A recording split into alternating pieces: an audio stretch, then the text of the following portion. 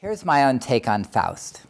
And the first thing to acknowledge in my own method is that while I've read the second Faust piece, unlike what you said that you had done, what I've done to prepare for today is only to use those two articles. And that was just a self-conscious choice. I'd read the response by Faust and the other responses in the other pieces.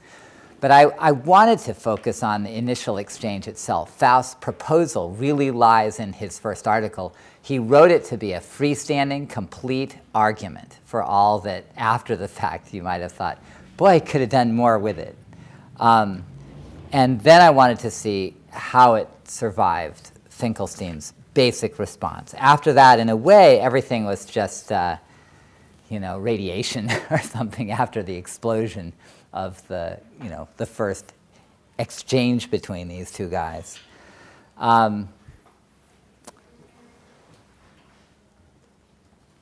So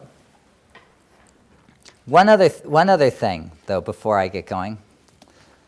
As I was reading through Faust, I found myself wondering, did anybody happen to notice that Finkelstein seemed a little bit hot under the collar, a little bit angry, that it got a little bit personal?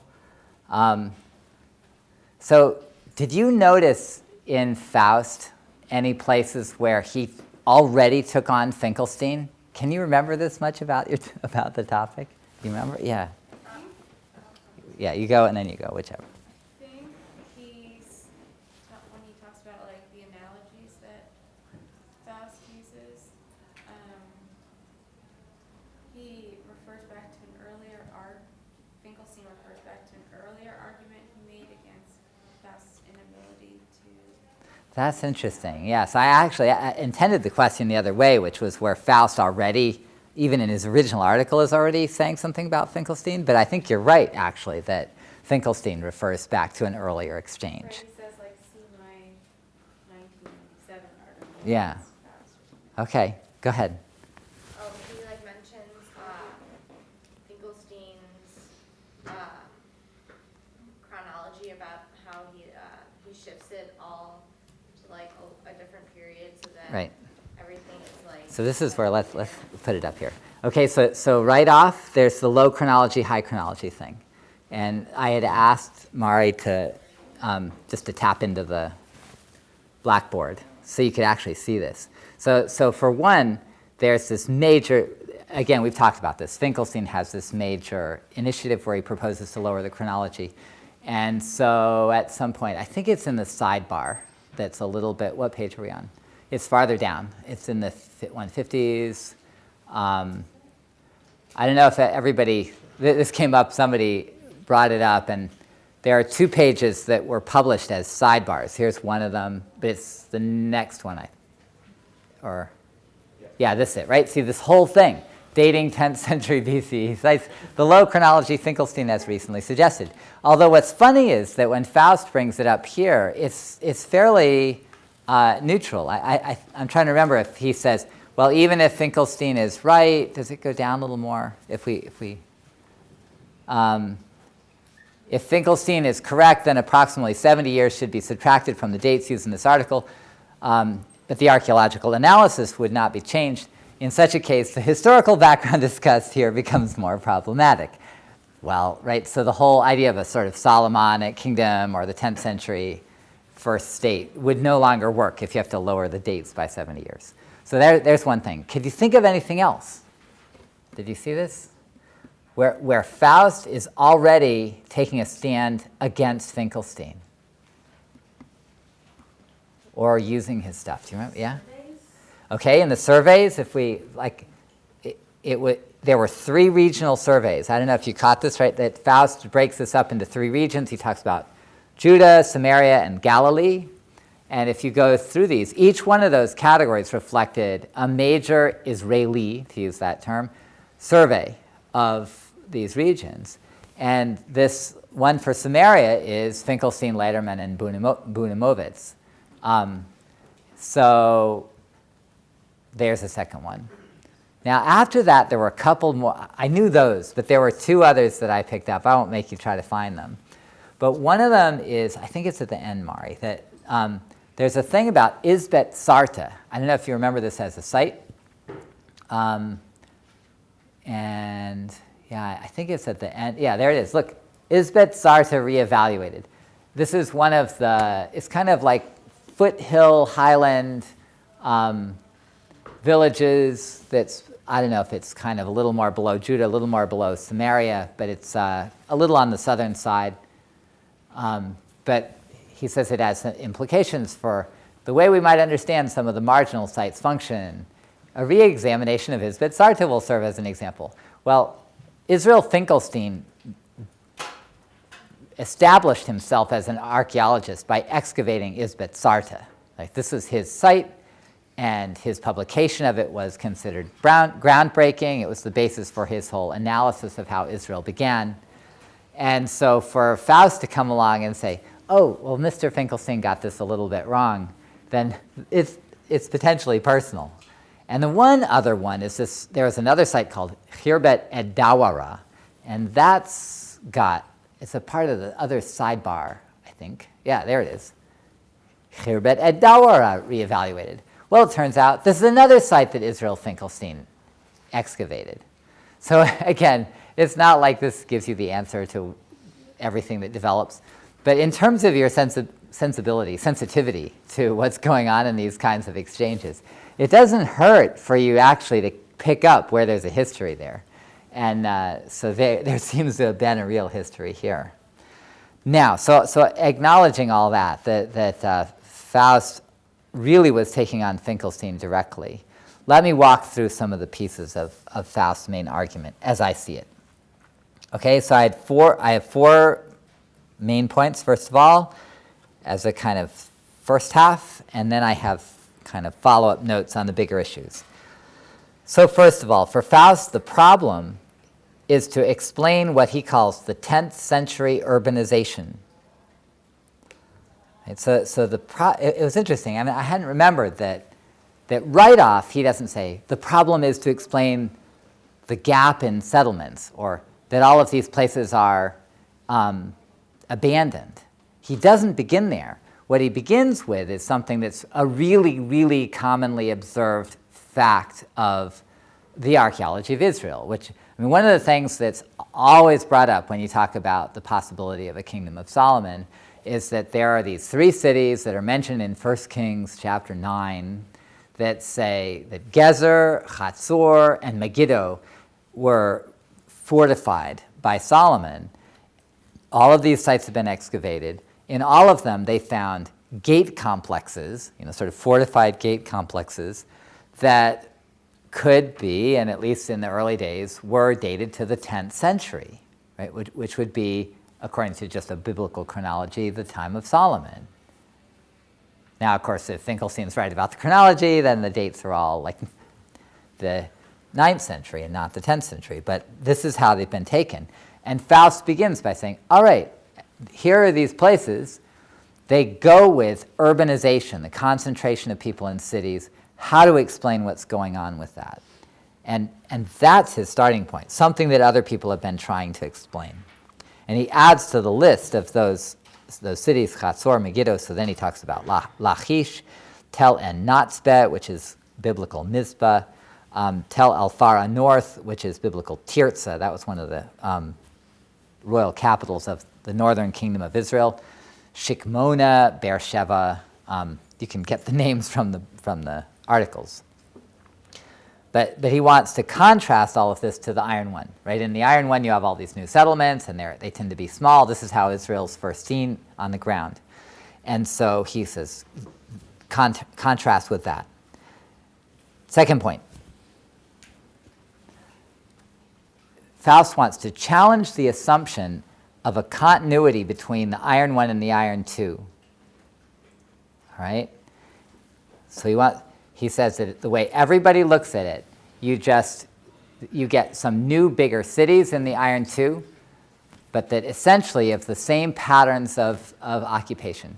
And as part of this, he has his first sidebar, and this is the one with all the list of sites.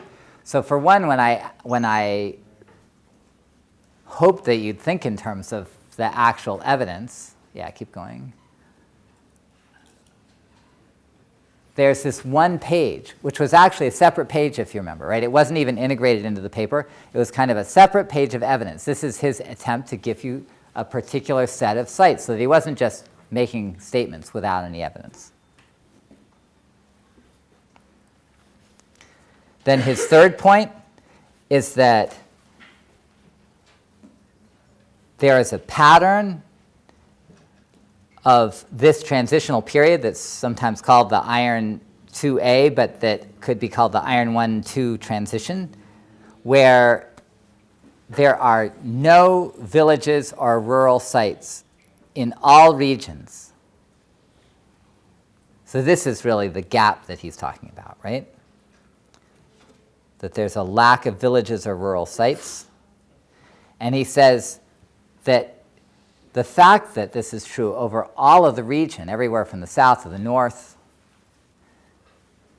means that there has to be some coherent explanation, right? That it'd be one thing if you had, an abandonment locally over here in one period and another one over in some other area in another period. Then you could look for local reasons. But he says it's too coordinated to explain by a local explanation, a local cause. And then finally, the last part of his main setting out of the data is he says, there are then proper Iron 2 villages, but they're new. They're in new places. And this is where he's got this chart. Let's see, I think it's down. Yeah, wait, all right, so so if you go, like these are the, up to here, these are his, and there's the Dawara. These are the early ones. See, look at the dates. He's saying somewhere up around 1200 down to about 1000. And then everything from here over, these are his proper Iron 2 sites. And so he's saying it's not just that there's a gap and then that the old places are resettled, but that there's just a complete change of population. Yes, there are villages, but they're new ones. And this is important for him, that it's not just that there's a gap, but that there's some population change, that they're not just moving back into the old places. Then notice that he has these three regions. We don't need to go where those are, but that's the Judah, Samaria, Galilee. That's why it's broken up that way, in case you didn't catch it, right? That the reason he uses those categories is because surveys were done according to those. So when you get into the argument about whether you should use surveys or not, for one, Faust is using the surveys for his broad categories. But then this is the next point. The big issue for Faust is the fact that often, while a survey of a given region suggests some pattern of continuity, that when you look at excavated villages within that surveyed region, he says, it doesn't fit. You don't find what you would expect. And you find more gaps, more breaks that you wouldn't have guessed from just picking up pottery. Right? So he's using the surveys for his broad regions, but in a way then he's checking them against excavation. So does this make sense? Did you see this in Faust? This is what he's after.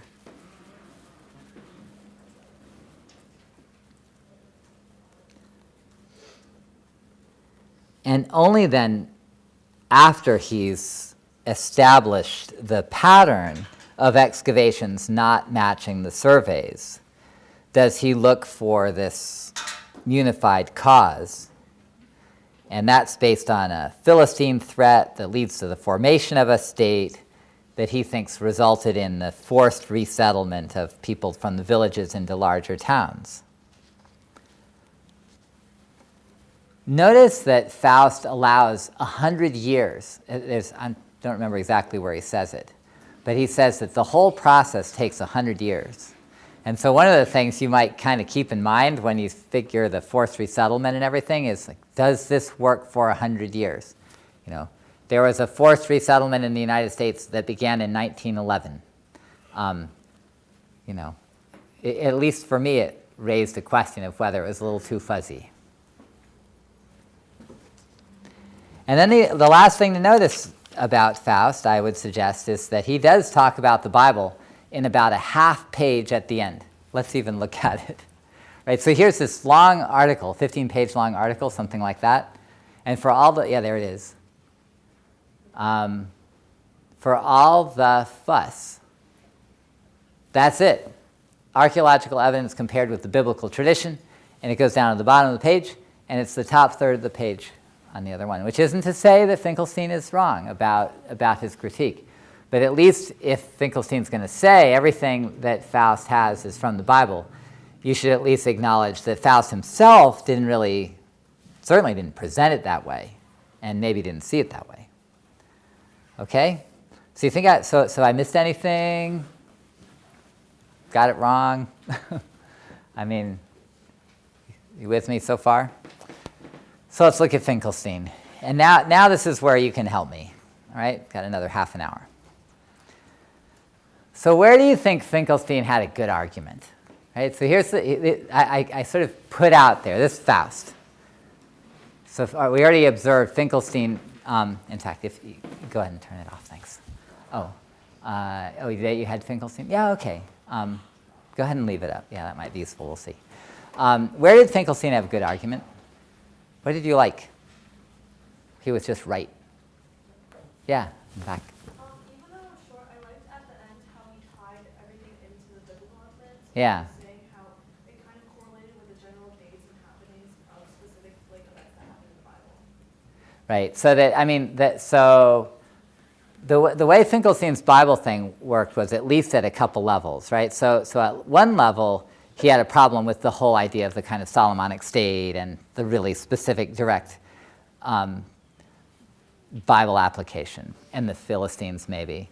But at another level, I think this is what you're thinking of at the end, he also said, look, even his whole dating scheme of saying that the pottery comes from the 10th century ultimately has a biblical basis, that it wouldn't have been dated to the 10th century unless that was based on the Bible. Now that's actually part of Finkelstein's whole low chronology argument. He's kind of importing it into his critique of Faust here. But of course, I mean, he really thinks he's right.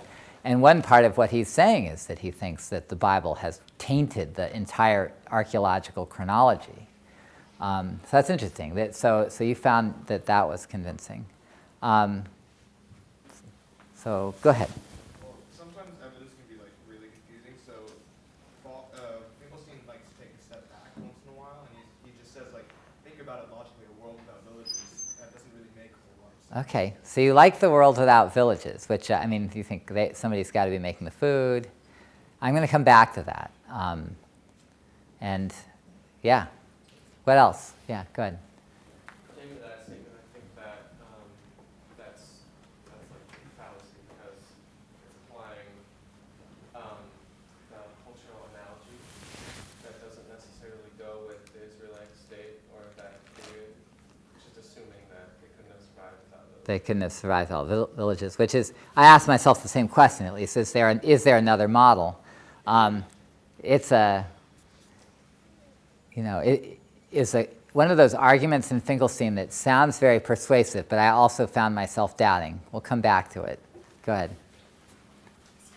That too, he criticizes Faust's use of outside analogies, like to the Mayans and Central and South America. So did you like that analogy? So what did you thought that was effective? What did you? I think what I got from Finkelstein was he was saying if he's going to avoid using the Bible as reference, how can he also compare them to, because their cultural happenings might not really explain what's going on in Israel during this a very different time period. Okay.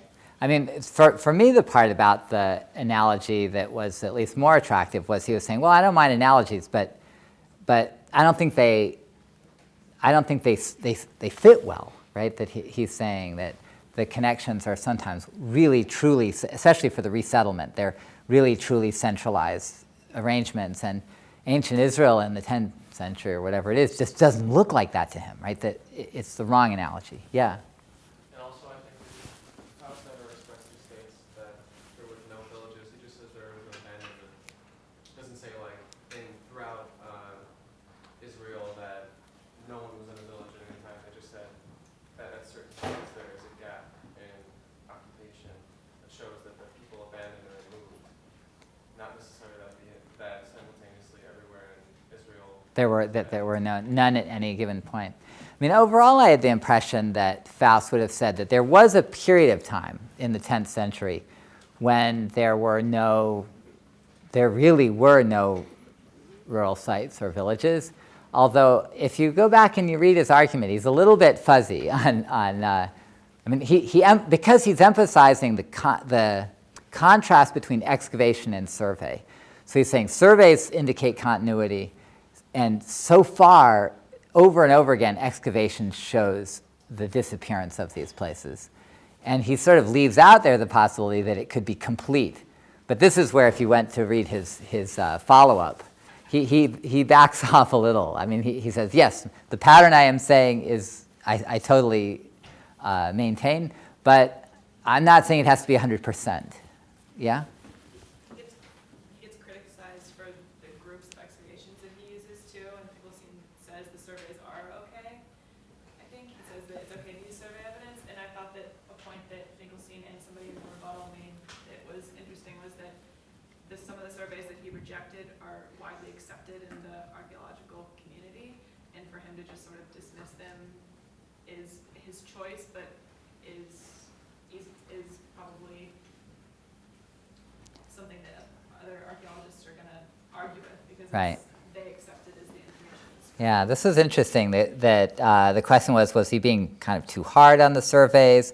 Although it's funny, when I went back and actually read his article, I don't know if you recall that he had a very particular scenario to explain how the surveys could come out wrong on this, where he said, well, if you find the pottery for the iron 2, then you say, okay, iron 1 pottery, got it. Iron 2 pottery, got it. But then you do the excavation and you realize, well, this village goes down to this period, 50 years before the end of the iron 1, and then maybe you find it reappears 100 years later in the iron 2, but you don't really stop and recognize that you don't have early iron 2 pottery.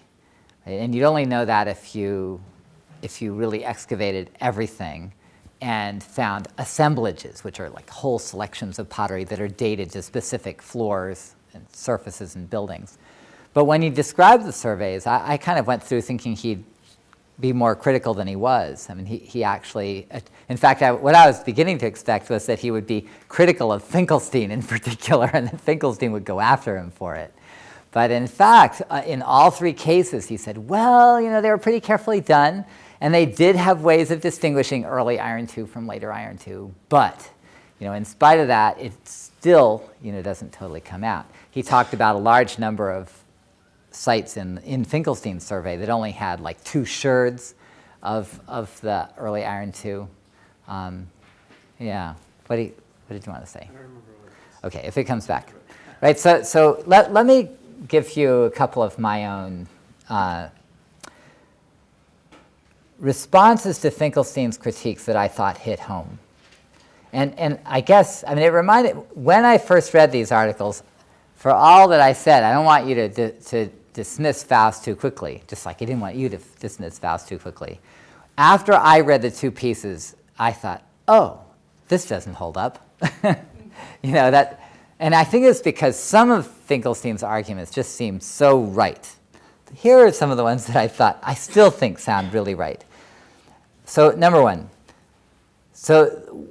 it's not even just so much that Faust doesn't define a rural site or a village, but that what he presents as actual examples in his lists are really a kind of a jumble. They're a jumble geographically, I'm going to come back to that, but even in terms of types, they're a jumble. So for instance, he's got these 2 places. There's a Mount Ebal site, maybe, is it hard to get back to the other piece? Okay, yeah, so just up. So if we just go to the chart, I think. So not that, not the map, but the chart. Okay, so here. So these 2, this Bull site and the Mount Ebal, this Mount Ebal site, it's next to Shechem, it's Mount Ebal in Gerizim, in the Bible. It's a place that has a ritual associated with first entering into the land. And they excavated this place, and they found an altar on top with, kind of constructions around it. And then the same thing with this bull site. Well, it's called the bull site because they found a cast iron bull from the Iron One period, which is always interesting because you think, oh, image of Yahweh, maybe? Or if not, image of El, maybe? What's it doing in Israel? And they also found, kind of a structure around, a little bit like Kuntilat Ajrud.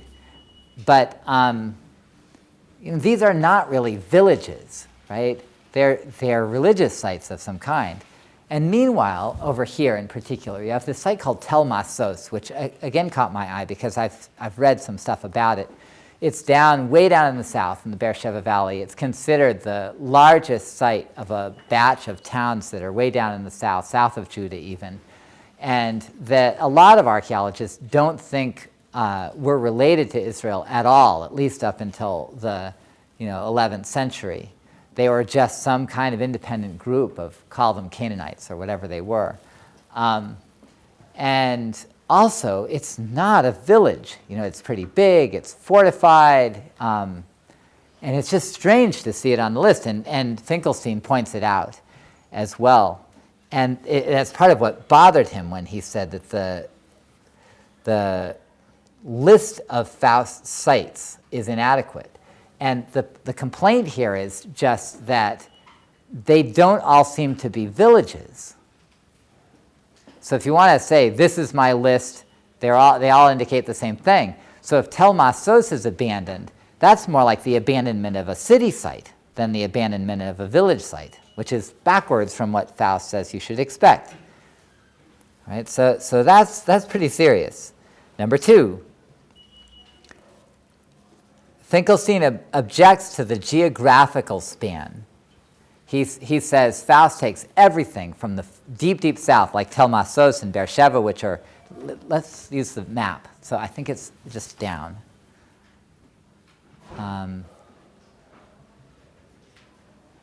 There you go. Okay, so this is Beersheba, way down south, right? So here's Jerusalem. There is Shechem and Mount Ebal. Samaria would be a little farther up. But here's Beersheba way down here. Tel Masos is down in this region with Beersheba. So he's got everything from that to these sites that are way up in the north. It really looks like it's kind of defined by modern Israel. And he says they're all reflecting the same thing. And Finkelstein says, how can you really explain all of these by one central cause? And for one, like the Philistines go from about here to maybe here in this region right along the coast. And for me, I look way up at Chatzor or something like that, and it's hard for me to see how the Philistines are going to be the cause of the abandonment of Chatzor or the growth of Chatzor or the abandonment of Hir Bet Avot or something like that. So to me, Faust is too quick to combine every phenomenon from modern Israel, more or less, into one explanation. And Finkelstein really objects to this. Number 3, Finkelstein says that Faust's list of cities for his urbanization is really much more diverse than what he suggests. I mean, I'd have to go back and show you where this would be in Finkelstein. Don't worry, it's not worth doing. But he goes through a kind of site-by-site explanation of Megiddo and Chatzor and Tel and Natzbeh and Lachish and Beersheba, and he says they do get bigger, but they get bigger at different times. They get bigger in different ways. There's not the same building program. By their very individuality, he's saying they don't fit a single cause. And I think that's a good argument. 4th point, and I really didn't understand what Faust was doing here. Finkelstein pointed out that there are two surveys that Faust appeared just to have left out. And these were a survey of Benjamin, which is the region, so Judah would have been sort of Jerusalem in south, and then Samaria would have been, kind of, not quite Jerusalem in north, but maybe, like to include Shiloh and Shechem, this area, that would be Samaria, and then Galilee, which is up around the big lake. So the two that he left out were Benjamin, which is in the middle here, kind of from Jerusalem, including Jerusalem and Ai here, but a very important area because it's right in the middle of everything. And then northern Samaria, which would be kind of up here. And there were separate surveys done, and as far as I could tell, Faust just left them out. And this is what Finkelstein says. I don't get why he left them out. And, Finkelstein says he did it because he didn't like the results, but yeah? Well, I thought in the rebuttal, Faust said, you talked about the surveys, and you said that the surveyors didn't even try to identify iron 2A. So that it doesn't know. Yeah, that's helpful, actually, since I told you in my method, I didn't go back and look at the rebuttal. Yeah. He said that they just didn't fit because they didn't try to identify. Yeah. So maybe that's the explanation, that there's not a basis for identifying them. It would have strengthened his argument to say so, yeah. Right? In fact, it's interesting in terms of the question of his critique of surveys that if Faust was actually choosing the surveys that he considered the better ones, in effect, right? The ones where you could actually see more because they distinguish more finely, between the different dates. So thank you. The last aspect, which you can tell already, is that Faust's search for a single answer seemed forced to me. So again, it's not just the Bible issue. It's just the notion that with 100 years or more of time at stake, all of this geography, such variety in terms of the types of sites, types of urbanization, the specific dates for when things were abandoned and when things grew, it just seemed to be trying too hard to find one explanation, especially a kind of narrow explanation of the development of Israel's monarchy. And so on that score, I thought that Finkelstein's points hit home. Now, you think, oh, hey, you like Finkelstein. What about Faust? Well, so here are places where I was more cautious. First of all, in some places, I felt like Finkelstein just overplayed his argument. He talks about there being 200 years where this whole process takes place. I'm not quite even sure where he gets that date, because Faust says it's 100 years he's talking about, from kind of, maybe the late 11th century to the late 10th century. And Finkelstein says, it's 200 years. How could we be talking about anything? Well, I don't know. I don't think that helps that much. There was a whole argument about method in terms of the use of surveys and the issue of the problem with dating pottery. And the funny thing is, a few of you I found commented on this, that to me it all came out as if they completely agreed with each other. In fact, they both said you have to use surveys, that's the kind of point of reference, but you have to be careful with them. Really, excavations have to check the results of surveys. Difficulty with both excavation and survey is that pottery styles are changing slowly through this period, and you can't be really, really sure that you've got iron 2A based on just a single type of pottery. The styles tended to be pretty persistent. In fact, if you pulled apart their argument and you didn't ask what they were applying it to, they agreed on all of this stuff and yet picked on each other for it. And I didn't think that got Finkelstein anywhere. And finally, in terms of the overplaying, I thought that Finkelstein didn't actually get that much ground on his argument about the historical analogies, where he didn't like the comparisons Faust made with this or that, with modern Israel for resettlement, or the Greek world, or things like that. I just didn't think it got at the core evidence very, very much.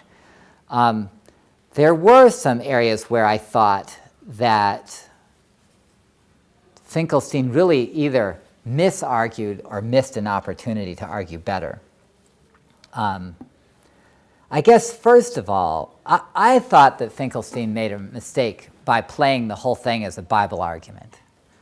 That really what he needed to do was to show Faust the respect to address his evidence and say, okay, forget the Bible, here's your evidence, this is why it doesn't work, this is why your interpretation doesn't work. You're wrong about the evidence, you're wrong about the patterns you see, and of course he does do some of that, but he casts the whole thing as having nothing to do with archaeology, and it's just unnecessary and ineffective.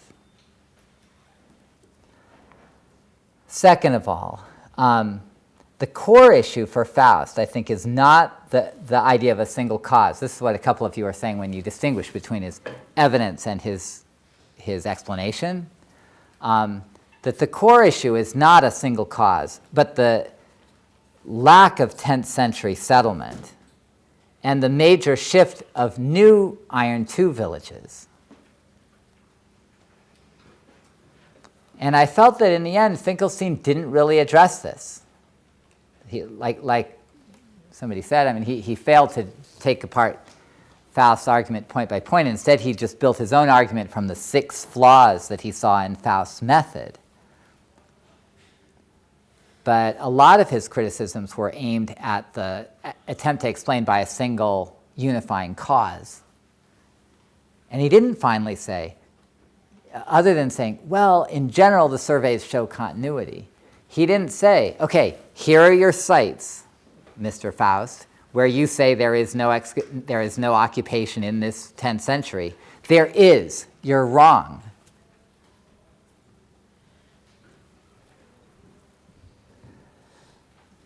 Then Finkelstein had this argument where he wanted to say, look, there are a bunch of sites that have been excavated and they show continuous occupation, and then he lists them. I'm trying to remember what it would be. Don't worry, be. But it has Dotan, Shechem, Samaria, Jerusalem, but these are cities. Right? So those are the places Faust said should be occupied still, right? Faust's model is that the rural sites and the villages are abandoned, and people move into the towns, which grow. So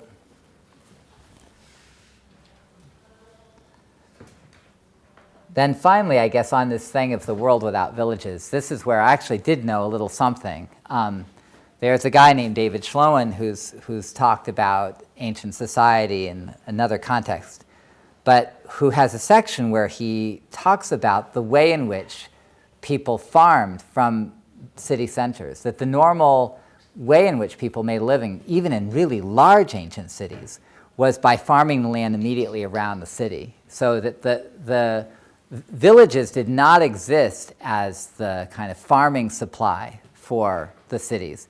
They were just themselves, and they might trade or not with the larger towns, but the immediate survival of towns actually was based on people farming at a distance they could walk out during the day and then still get back at night. And so all of ancient cities tend to have a kind of band around them of farming. And so this business of having to have villages in order to survive just seems to be wrong. So what remains of Faust? Here's my list. So first, some significant reduction of villages at the end of the Iron One.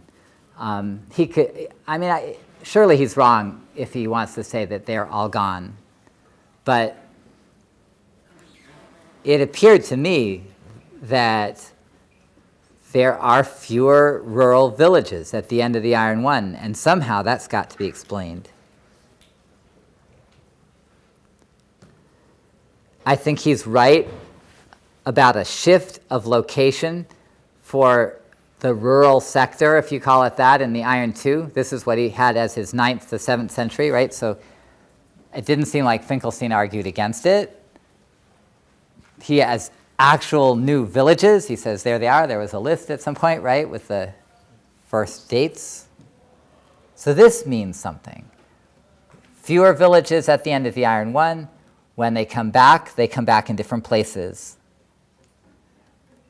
And then, of course, what other people seem to agree on, which is that there is a new growth of cities in various sorts of contexts. So overall, I'd say that Finkelstein is right to deny a single political cause. This is his, state formation and forced resettlement. But there does seem to be some kind of broad shift. And so then the question is, Faust talked about this as a local explanation. Well, if you had local explanations for this or that setback, regional setback, or improvement in conditions, then you should find abandonment here, but not in other regions. But I think it's possible that there could be interlocking patterns in the decline of certain parts of the country and the growth of others that are not simply the appearance of a central power that forces people to do certain things. And so, to my mind, I'll be interested to see how historians deal with this, what seems to be real pattern, as they try to figure out how could something be connected here to reduce the rural population at a certain time, move people into the towns in general, and then have the reemergence of villages later, 100 years, 200 years later. Just to give you a sense of why this mattered to me, so when I was working on my book, that's The Legacy of Israel in Judah's Bible, one of my ideas was that, one of my goals was to understand how the Bible could know something about early Israel. Sounds like an obvious question, maybe, but if you're asking about the story of the ancestors in Genesis, or the notion that Israel came out of some foreign place, maybe Egypt, in order to get started, that they were not always in the land, the notion that Israel did not always have kings, and that they lived as independent people or peoples in what the book of Judges portrays as a kind of decentralized landscape. How do we evaluate whether any of these things have an historical basis?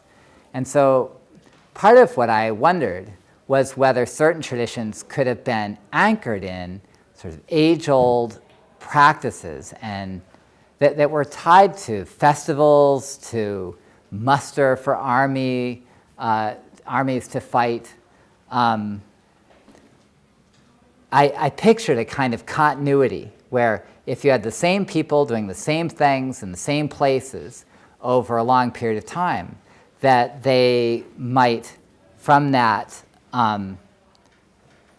remember certain core ideas that were shared by them over generations and even hundreds of years, just as a model.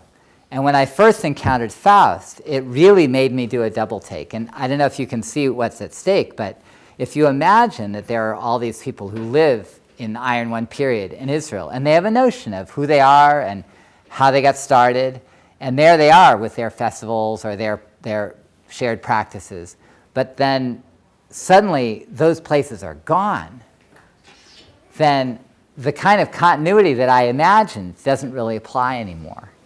And so when I first encountered Faust, I thought, if he's right, then I've lost my link. If the biblical texts are written in the 9th or 8th century under the monarchy, or, even the oldest stories, but we don't know how far they go back, then I don't have the connection that I was looking for. Although after all of this experience, I thought, well, this is where it would be. It would be in the larger towns.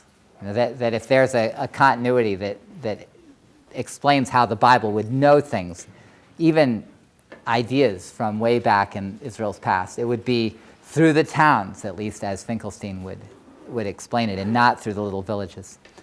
All right, so this was a kind of a slow walk through the stuff that you just spent a lot of time with. Next time we'll be on Van der Toorn and Chapter 8 of Scribal Culture, and then we'll kind of hit the home stretch from there.